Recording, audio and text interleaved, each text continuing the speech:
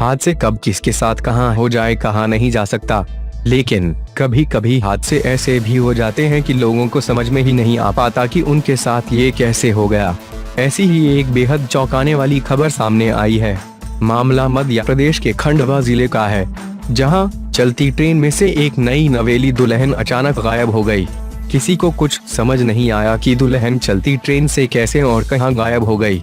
ये खबर social media पर आग की तरह फैल रही है। रिपोर्ट के मुताबिक छत्रपति शर्मा नाम का शख्स अपने पिता लोकमान्य तिलक, बारातियों और अपनी दुल्हन प्रीति को विदा कराकर साथ एक्सप्रेस ट्रेन से मुंबई जा रहा था, लेकिन उसके साथ ऐसा कुछ हो गया कि ट्रेन में मौजूद लोग हैरान रह गए। दरअसल पूरी रात शादी में जागने के बाद सभी बाराती और दुल्हा चलती ट्रेन में सो गए, लेकिन सुबह आंख खुली तो उन्होंने देखा कि जिस सीट पर दुल्हन बैठी थी वो खाली थी और दुल्हन गायब थी।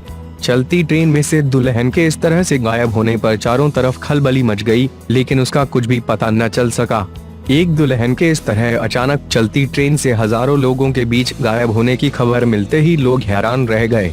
इसी बीच एक यात्री ने इस बात का दावा भी किया कि उसने दुल्हन को इटारसी स्टेशन के पास ट्रेन से नीचे उतरते देखा था। यात्री के दावे के बाद पुलिस ने इटारसी स्टेशन के सीसीटीवी फुटेज खंगाल मारे, लेकिन उनके हाथ कुछ नहीं लगा। यह घटना 24 नवंबर की है।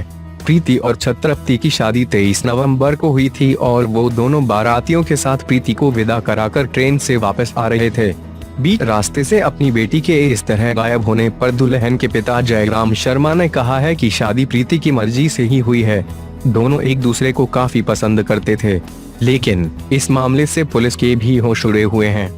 पुलिस को सीसीटीवी फुटेज में भी ऐसा कुछ नहीं मिल रहा है जिससे वो दुल्हन का पता लगा सके। प्रीति के पिता ने कहा है कि उनकी बेटी कोई गलत काम नहीं कर सकती। पिता का कहना है कि उन्होंने प्रीति से रात में ही बात की थी, वो काफी खुश थी।